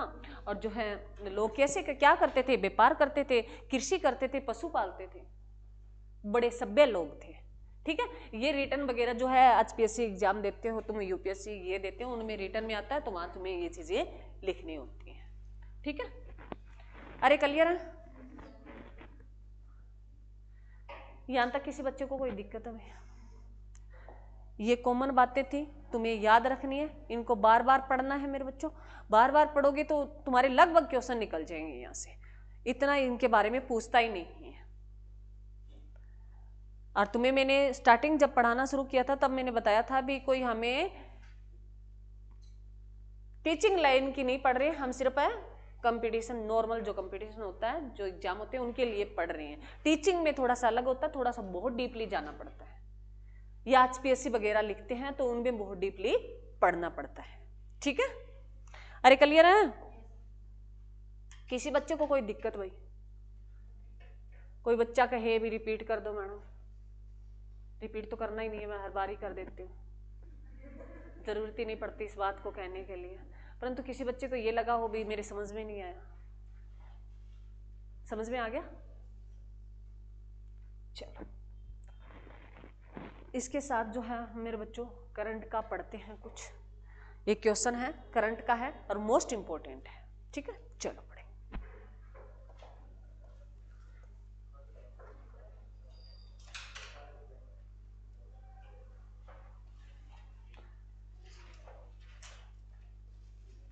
इससे अच्छा तो पेज ही ले लेते हैं। चलो एक मेरे बच्चों हमारे यहाँ हरियाणा में अंतरराष्ट्रीय क्या शुरू हो गया? गीता महोत्सव। क्या शुरू हो गया? हाँ जी लिखो।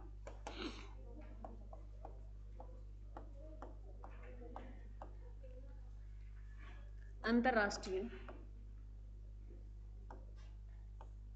अरे गलत हो गया क्या? कहां से गलती हो गई? अंतरराष्ट्रीय गीता महोत्सव कहां से शुरू होता है? कहां से शुरू होता है? अरे गीता क्या है? गीता गीता ही है जी, एक लड़की भी तो हो सकती है ना? अरे गीता तो एक लड़की भी तो हो सकती है। तो गीता भगवत गीता है। भगवत गीता है क्या? श्री भगवत गीता है क्या? अब बड़े वो आगे, ये कौन से क्या लोग आगे? किसने गीता पढ़ी पहले तो ये बताओ, गीता किस किसने पढ़ी? पूरी गीता पढ़ ली? अच्छा 12 अध्याय वो पढ़े। लड़कों में पता ही नहीं मैडम, बला क्या है ये। तो जो मेरे बच्चों महाभारत का युद्ध हुआ था, कौन से दिन जो है कृष्ण भगवान ने अर्जुन को उपदेश दिया था गीता का? कौन से दिन था वो? 18 दिन तो चला ही था पूरा महाभारत का युद्ध, 18 दिन चला था ना, और 18 अध्याय है उसमें। कौन सा था? 9वां था, 13वां था? 13वां था। 13वें दिन जो है मेरे बच्चों, 18 दिन महाभारत का युद्ध चला, उसमें 13वें दिन है कृष्ण भगवान ने अर्जुन को गीता का उपदेश दिया। और वही अंतरराष्ट्रीय गीता महोत्सव जो है हमारे कहां से शुरू, कहां दिया था उपदेश? कुरुक्षेत्र। कुरुक्षेत्र से शुरू हो रहा है, कुरुक्षेत्र से शुरू हो रहा है। जो अभी ये 10वें क्रम का शुरू हो रहा है, कौन से का? 10वें क्रम का मनाया जा रहा है, 10वें नंबर का। तुम्हें यहाँ याद क्या रखना है करंट के लिए? ये तुम्हें सर पढ़ाएंगे हरियाणा जीके में, मैं तो तुम्हें जो करंट का क्वेश्चन है वो बातें बताऊंगी। इसमें 10वें नंबर का ये शुरू हो रहा है, तो इसमें थीम देश हो रहा है, थीम राज्य कौन सा है? थीम देश लिखो, थीम कंट्री की बात करें, थीम देश है या कंट्री मेरे बच्चों? ब्रिटेन है। कौन सा है मेरे बच्चों? ब्रिटेन है। और थीम राज्य की बात करें मेरे बच्चों, मध्य प्रदेश है। थीम राज्य की बात करें तो कौन सा है? मध्य प्रदेश। थीम राज्य की बात करें तो कौन सा है? मध्य प्रदेश। और थीम कंट्री की बात करें तो कौन सा है? ब्रिटेन है। क्लियर मेरे बच्चा? अरे क्लियर? यही ब्रिटेन अब आया हुआ है, अरे आया हुआ है, जब शुरू होगा तो आएगा ही। तो हमारे यहां अभी 1 दिसंबर से क्या शुरू होगा? 1 दिसंबर को तो पहले बता दो कौन सा दिवस मनाते हैं? जो 1 दिसंबर से 10 दिसंबर तक चलेगा मेरे बच्चों। बहुत सारे क्वेश्चन बनते हैं, इससे 2-3 बनते हैं। पहले तो बता दो 1 दिसंबर को कौन सा दिवस मनाते हैं? बड़े धीरे से बोल रहे हैं। विश्व एड्स दिवस मनाते हैं या राष्ट्रीय एड्स दिवस मनाते हैं? विश्व एड्स दिवस।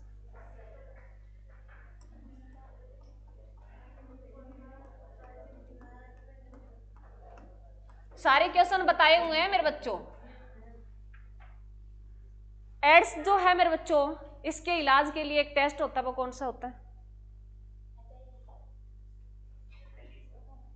एलिसा टेस्ट होता है। एलिसा मेरे बच्चों,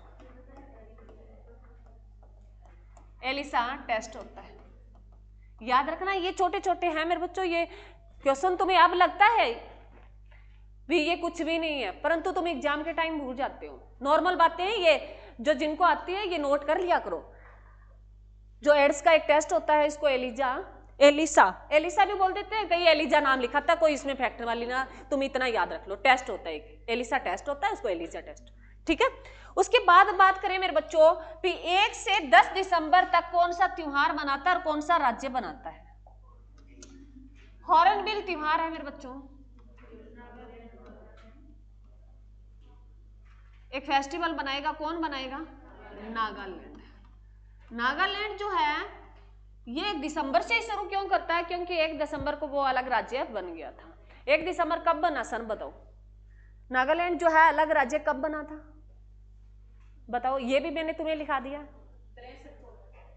1 दिसंबर 1963 को नागालैंड अलग राज्य के रूप में आ गया था। तो 1 से 10 दिसंबर तक वो हॉर्नबिल एक फेस्टिवल मनाता है। उसी का भागीदार जो देश बनेगा वो ब्रिटेन बनेगा। उसी में भी क्या बनेगा, ब्रिटेन एक भागीदार देश बनेगा उस हॉर्नबिल में। ये दोनों ब्रिटेन से लगाओ, जोड़ना था मेरे को। और 10 दिसंबर को क्या मिलता है, नोबेल पुरस्कार। 10 दिसंबर को क्या मिलता है, नोबेल पुरस्कार मिलता है। नोबेल पुरस्कार जो है मेरे बच्चों किसकी याद में दिया जाता है, अल्फ्रेड। इस दिन अल्फ्रेड क्या जो जन्म हुआ या मरण दिन है, दोनों में से कोई बताओ। डेथ हो गई थी या उसका जन्मदिन हुआ था।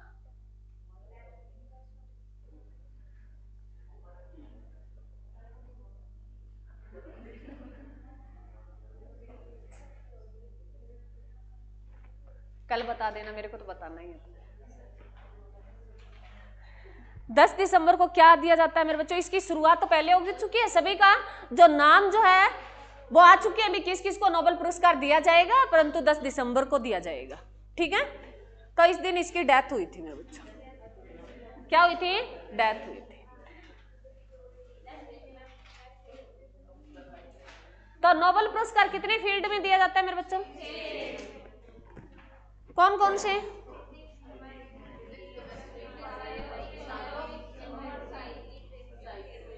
तीनों साइंस आ जाएगी, फिजिक्स, केमिस्ट्री, बायो और शांति वाला, और जो है साहित्य वाला और अर्थशास्त्र वाला।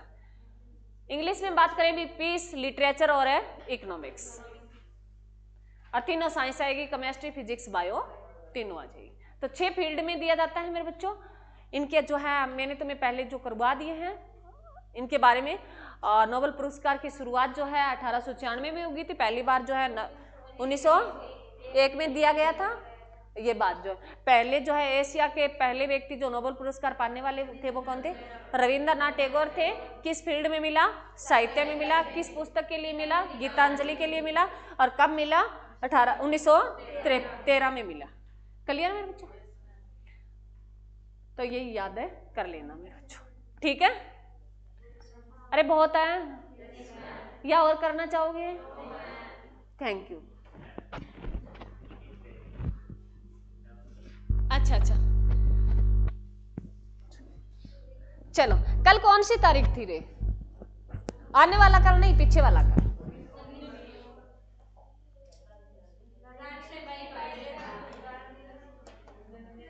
उन्नीस है, किसका बर्थडे था, वेरी गुड भाई, बहुत अच्छी बात है। किसका था, रानी लक्ष्मीबाई का बर्थडे था भाई, वो तो बहुत अच्छी। इसके अलावा और कौन सा डे था, इंदिरा गांधी का बर्थडे था। और बताओ और कौन सा दिवस मनाया गया, हाँ और कौन सा डे, एक डे और रह गया। चारों बातें सही है, हाँ एक और रहेगी, शौचालय दिवस। अब देखो पुरुषों की इतनी दुर्गति हो रही है 19 नवंबर को कौन सा अंतरराष्ट्रीय है,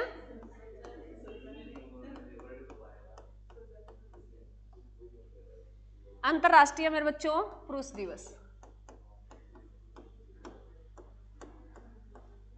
और इसी डे को शौचालय दिवस भी मनाया जाता है। और इस दिन ही रानी लक्ष्मीबाई की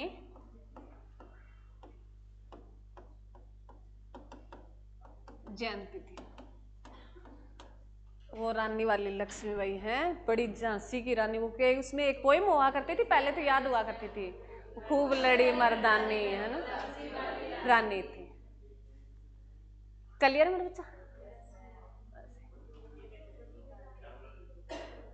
अच्छा एक जो है मेरे बच्चों, अब तुम्हें कुछ इमेज जो है मेरे बच्चों हमने डाउनलोड की थी, तो तुम्हें सभ्यता है उनके बारे में थोड़ा सा बता देते हैं। ऐसी सभ्यता मिली है मेरे बच्चों, ऐसे वहां जो है ये क्या मिला, स्नानागार है क्या, हाँ ये देखो ऐसा मिला है, दिखाई दे रहा है तुम्हें, ऐसी देखो प्रॉपर तरीके से खुदाई हुई तो वहां ऐसे स्थान मिले हैं। कहाँ मिला है स्नानागार? मोहनजोदड़ो में। कहाँ मिला है? मोहनजोदड़ो में। तो इस तरीके से मेरे बच्चों ये खंडर मिले हैं और इसके बारे में जो इतिहासकार अलग अलग बातें लिख गया और वो हमें अब पढ़नी पड़ रही है। हमें इन खंडरों से क्या मतलब है? क्या मतलब है? हमें तो अब चाहिए। ठीक है, क्लियर है मेरे बच्चों? एक जो है और देखिए इमेज देखते हैं, इसमें मैंने जो की थी वो डाउनलोड नहीं हो रही थी, ये नहीं आ रही, दोबारा होगी। चलो यही थी मेरे बच्चों पिक्चर में, तो तुम्हें जो है दिखाने के लिए, बाकी जो है नहीं हुई थी, बाकी नहीं हुई, डाउनलोड नहीं हुई है। चलो बाकी तुम देख लेना भाई, तुम सोशल मीडिया का जमाना है और तुम्हारे पास सब कुछ है ना? अरे है या नहीं है? बस तो सारे देख लेना, उससे तुम्हें पता चल जाएगा क्या क्या मिला है, किस किस की। और वहाँ के लोग थे, उनके होठ बड़े हुआ करते थे, नाक चपटा सा हुआ करता था, त्रिभुजा आकार का हुआ करता था। तो वो वैसे क्वेश्चन है नहीं आते तुम्हें, ठीक है? उनसे संबंधित जो आते हैं एग्जाम में पूछे गए वो बातें मैंने तुम्हें नोट करा दी है। तो आज हमारी सिंधु सभ्यता, कल जो हम क्या करेंगे वैदिक सभ्यता करेंगे। थैंक यू मेरे बच्चों।